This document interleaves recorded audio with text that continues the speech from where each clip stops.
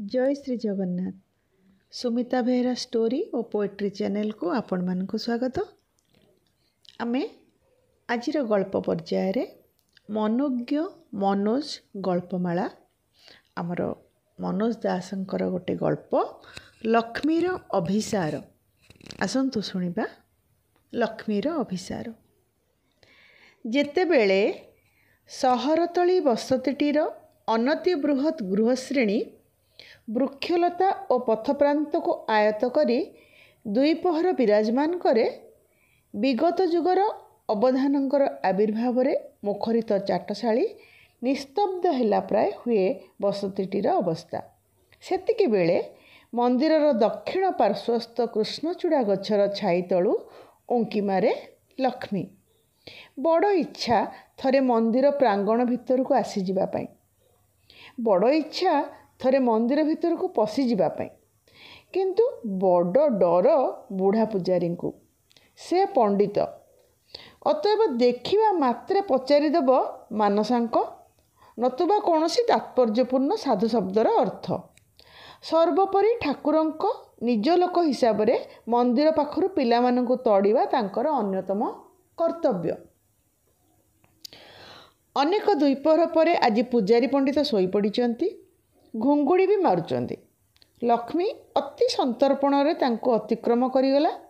तापरे अभ्यंतर रे प्रवेश करी सीधा ठाकुरंक आगरे जाई बसी पड़ी मुंडियाटीए मारिला।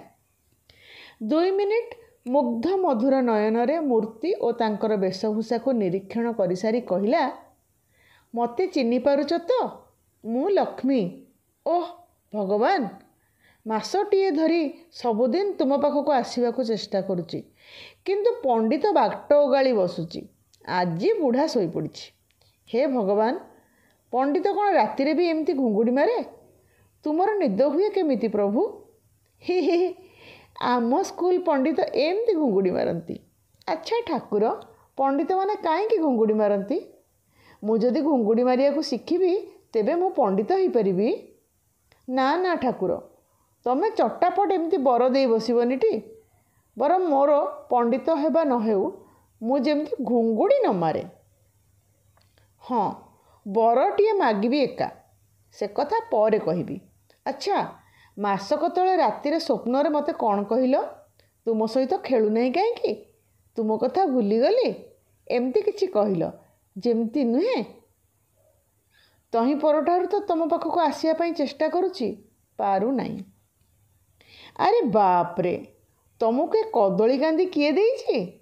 ऊपर 2 फेणा तक एका थरे पाचिगलानी, तुम खाइब केमती? सावधान ठाकुर, सबू एका थरे खाइब नाहीटी, देह खराब हब। 1 2 3 4 5 24टा पाचिछि, तुम्हें दैनिक 2टा। अच्छा, नहेले 4टा करी खाइब हैला? ताहाहेले 24टा खाइबा को 4 दिन ना 5 दिन? यही है मुस्किल ठाकुर, मत अंक मोटे आसु नहीं। हाँ, कथाटिए कहूली, तुम्हें गोटे जादू करंत नहीं? दिने रातिर सभी शोई थांते, सेतिक बेले तुम्हें गोटे किछि करि दियंत, सकाळे उठिबा बेलକୁ समस्त अंक भूली जाई थांते। माने अंक खाली कसिबा को भूली जाएंते बोली मु कहू नाही, अंक बोली गोटे विषय अछि, पूरा से कथाटा ही भूली जाई बसंते। ना ना, तुम्हें हठात बर दे बसब नहीं ठाकुर। हुए तो अंकर किछि भल गुण थिबो, से कथा बुझिबार बयस मोर होई नहीं, नुहे? हाँ, बर जदि देव ठाकुर, तेबे एई बर दियो, लोके जेमिति धीर भावरे तुमको भक्ति जणैबे। से दिन शेष राति रे तुमे स्वप्न कौन कहूतिल?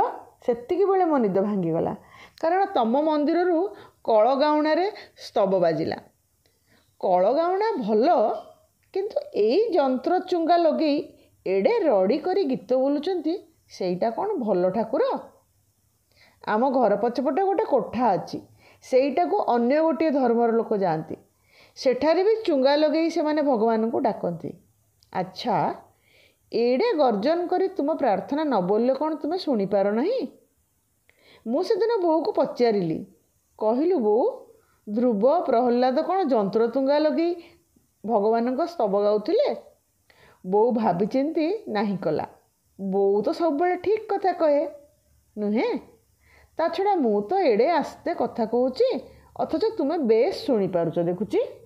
ତେବେ ତେବେ ଭଗବାନ, ମୁଁ ଯଦି କିଛି ଭୁଲ କହୁଥିବି ତୁମେ କିଛି ଭାବିବ ନାହିଁ। ତୁମକୁ ଯଦି ବଡ଼ ପାଟି ସୁଖ ଲାଗୁଥିବ, ତେବେ ମୋ କଥାରେ ଯନ୍ତ୍ରଚୁଙ୍ଗା ଉଠେଇ ଦେବା ଦରକାର ନାହିଁ।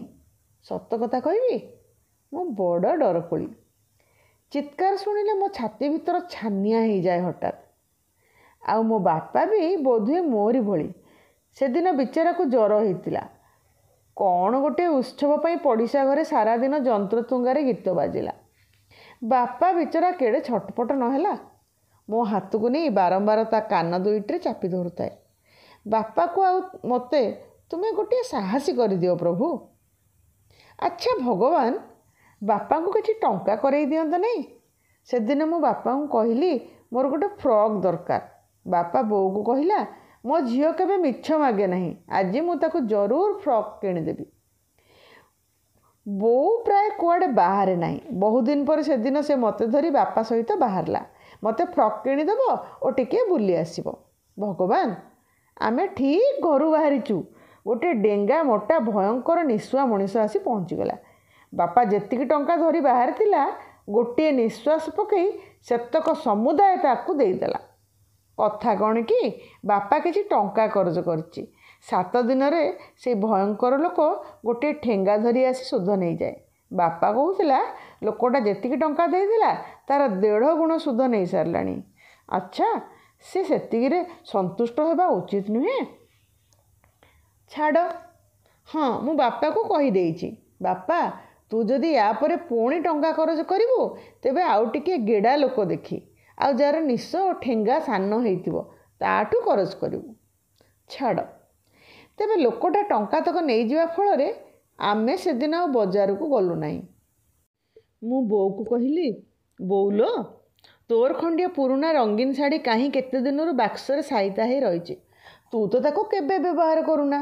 କଥା କ'ଣ କି, ତୁ ନିଜେ ସିଲେଇ କରି ସେଇ ଶାଢ଼ୀରେ ଗୋଟେ ଫ୍ରକ୍ କରିଦେବୁ। ମୁଁ ଏଇଆ ଚାହୁଁଥିଲି, ବଜାର ଫ୍ରକ୍ ଦରକାର ନଥିଲା। ତୁମେ ତ ଜାଣିଥିବ ଭଗବାନ, ମୁଁ ବୋଉକୁ ଏକଥା ମିଛ କହିଥିଲି। ଆମ ସାହି ବଜାରରେ ମୁଁ ଗୋଟେ ରଙ୍ଗୀନ ଫ୍ରକ୍ ଦେଖିଥିଲି, ଆଉ ସେଇଟା ପିନ୍ଧିବାକୁ ମନ ବଳେଇଥିଲି। ବୋଉ ସେଦିନ ସନ୍ଧ୍ୟାରେ ମୋ ପାଇଁ ତା ଶାଢ଼ୀରେ ଫ୍ରକ୍ ତିଆରି କରିବାକୁ ବସିଲା, କିନ୍ତୁ ମୁଁ ଦେଖିଲି ସେ କାନ୍ଦୁଛି। ବୋଉକୁ ଆଜି ଯାଏଁ ଆଉ ମାତ୍ର ଥରେ ମୁଁ କାନ୍ଦିବାର ଦେଖିଛି, ଯେଉଁଥର ବାପା ଜ୍ୱରରେ ପଡ଼ିଥିଲା। ସେଇ ଭୟଙ୍କର ଲୋକଟି ସୁଧ ନେବାକୁ ଆସି କବାଟରେ ଠେଙ୍ଗା ବାଡ଼େଇବାରୁ ବୋଉ ଯାଇ କବାଟ ଖୋଲିଲା। ବାପା ଦୂରକୁ ଯାଇଛି, 7 ଦିନ ପରେ ଫେରିବ। ପରେ ମୁଁ ବୋଉକୁ ଚୁପି ଚୁପି କହିଲି, ବୋଉଲୋ, ତୁ ପରା କହୁଥିଲୁ ମିଛ କହିବା ଖରାପ, ତୁ ଫେର କେମିତି ମିଛ କହିଲୁ? ବୋଉ କହିଲା, ନିଶ୍ଚୟ ଖରାପ।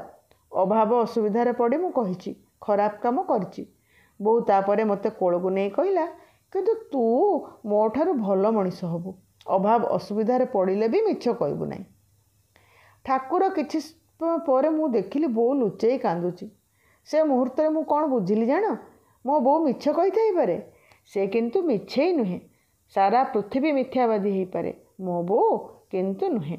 ସେ ସାରା ପୃଥିବୀ ଉପରେ। ଆଉ ଠାକୁର, ମୁଁ ଯେ ବୋଉକୁ ଫ୍ରକ୍ ବିଷୟରେ ମିଛ କଥା କହିଲି, ସେଇଟା ବି ମିଛ କହିବା ଉଦ୍ଦେଶ୍ୟରେ ନୁହେଁ। ତୁମେ ତ ଏକଥା ନିଶ୍ଚୟ ବୁଝୁଛ, ନୁହେଁ? ତଥାପି ଭୁଲ ହେଇଥିଲେ ମୋତେ କ୍ଷମା କରିବ, ଆଉ ବୋଉକୁ ବି କରିବ। କରିବ ତ? ବେଶ୍, ମୁଁ ଜାଣେ ତୁମେ ଏଥିରେ ରାଜି ହେବ। ତୁମେ କେଡ଼େ ଭଲ ଭଗବାନ। ତେବେ ଭଗବାନ, ଯଦି ବାପାକୁ କିଛି ଟଙ୍କା କରେଇ ଦେବା ପାଇଁ ତୁମକୁ ଅସୁବିଧାରେ ପଡ଼ିବାକୁ ହବ, ତେବେ କିଛି କରିବା ଦରକାର ନାହିଁ। ଛାଡ଼ ଠାକୁର, ତୁମକୁ ବହୁତ କଥା କହିଲେଣି, ଅଥଚ ଅସଲ କଥା କହିନାହିଁ। ମୁଁ ଏଡ଼ିକି ମୂର୍ଖ। ସେଦିନ ସ୍ୱପ୍ନରେ ତୁମକୁ ଦେଖିଲି, କେତେ ଖୁସି ହେଲି, କିନ୍ତୁ ତୁମେ କ'ଣ କହିଲ ବୁଝିପାରିଲି ନାହିଁ। ତୁମେ ଆଉ ଥରେ ତୁମ ସୁବିଧା ଅନୁସାରେ ମୋତେ ସବୁ କଥା ସ୍ୱପ୍ନରେ କହିବ, ଏତିକି ବର ମାଗୁଥିଲି। ଆଉ ତମେ ଯଦି ପଣ୍ଡିତଙ୍କୁ ଏମିତି ଟିକିଏ ଟିକିଏ ଖରାବେଳେ ଶୁଆଇ ପକାନ୍ତ, ମୁଁ କେଡ଼େ ଖୁସିରେ ଆସନ୍ତି।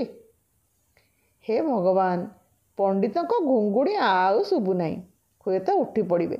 ଆଜି ତେବେ ଯାଏ। ହଁ, ତୁମେ ସବୁ କଦଳୀ ଏକାଥରକେ ଖାଇଦେବ ନାହିଁଟି? ମନେ ରହିବ ତ?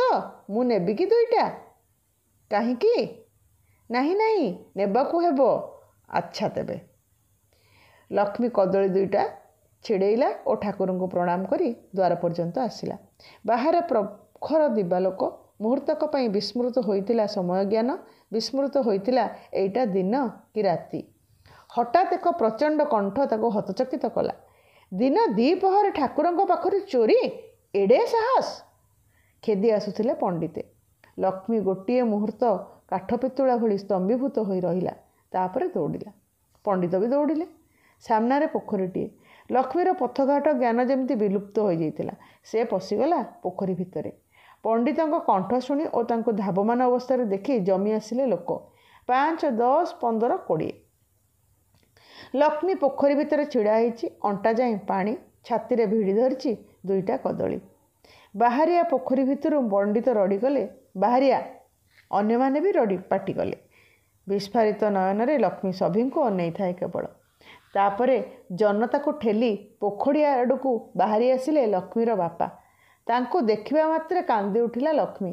ପାଣିରେ ପଶି ବାପା ତାକୁ କୋଳ କରି ଉଠେଇ ଆଣିଲେ। ଜନତା କହିଲେ, ଆହା, କେଡ଼େ ଗୁଣବତୀ କନ୍ୟା! କଦଳୀ 2ଟା ବଡ଼ କଥା ନୁହେଁ ଯେ, ଭଲ କଥା ହେଲା ଝିଅର ଚରିତ୍ର। ଦିନ 2 ପହରେ ଏଡ଼ିକି ସାହସ! ବାପରେ! କଦଳୀ 2ଟି ଲକ୍ଷ୍ମୀ ହାତରୁ ନେଇ ବାପା ପଣ୍ଡିତଙ୍କୁ ଧରେଇ ଦେଲେ ଓ ନିର୍ବାକ ଭାବରେ ଝିଅକୁ କାନ୍ଧରେ ପକାଇ ଧୀରେ ଧୀରେ ଘରକୁ ଫେରିଲେ। ଲକ୍ଷ୍ମୀ ଆଉ କଥା କହି ନାହିଁ। ସନ୍ଧ୍ୟାକୁ ଆସିଲା ପ୍ରବଳ ଜ୍ୱର। 3 ଦିନ ପରେ ସେ ଚାଲିଗଲା। ରବିବାର ସନ୍ଧ୍ୟାରେ ସାପ୍ତାହିକ ପୁରାଣ ପାଠ ସମାବେଶରେ ସେଥର ସମସ୍ତଙ୍କ ମୁହଁରେ ଦିଅଁଙ୍କ ପ୍ରଶଂସା। ଯେଉଁ ଦେବତାଙ୍କୁ ସେମାନେ ଭରଣ ପୋଷଣ କରି ରଖିଛନ୍ତି ସେ ଏଡ଼େ ପ୍ରତ୍ୟକ୍ଷ ଦେବତା। ତାଙ୍କ ସିଂହାସନ ପାଖରୁ ତାଙ୍କ ଆହାର ଚୋରି କରି ଯେ ନିସ୍ତାର ନାହିଁ, ଏହା ପ୍ରମାଣ କରି ସେ ଦେଖାଇଦେଲେ।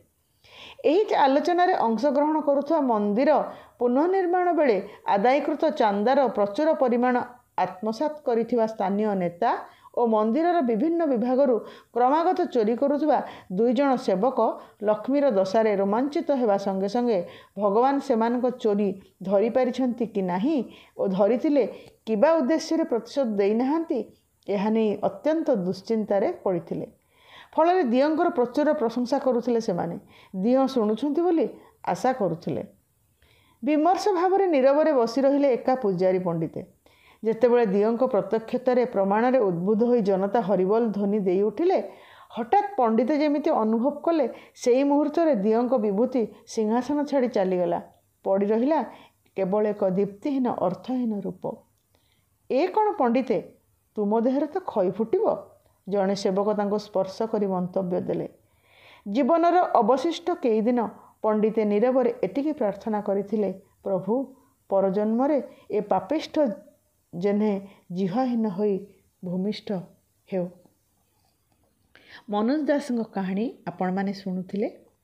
କମେଣ୍ଟ ବକ୍ସରେ ମତାମତଟିଏ ରଖିଲେ ମୋତେ ଅଧିକ ପ୍ରେରଣା ମିଳିବ ତାଙ୍କର ଅନ୍ୟ କାହାଣୀ ଏବଂ ଅନ୍ୟ ସାହିତ୍ୟିକମାନଙ୍କର କାହାଣୀ ଗୁଡ଼ିକୁ ଆପଣମାନଙ୍କ ସମ୍ମୁଖରେ ଉପସ୍ଥାପିତ କରିବା ପାଇଁ। ଚ୍ୟାନେଲ୍ ସହିତ ଯୋଡ଼ି ହୋଇ ରୁହନ୍ତୁ, ସବସ୍କ୍ରାଇବ୍ କରନ୍ତୁ, ଲାଇକ୍ କରନ୍ତୁ, ସେୟାର କରନ୍ତୁ। ଧନ୍ୟବାଦ।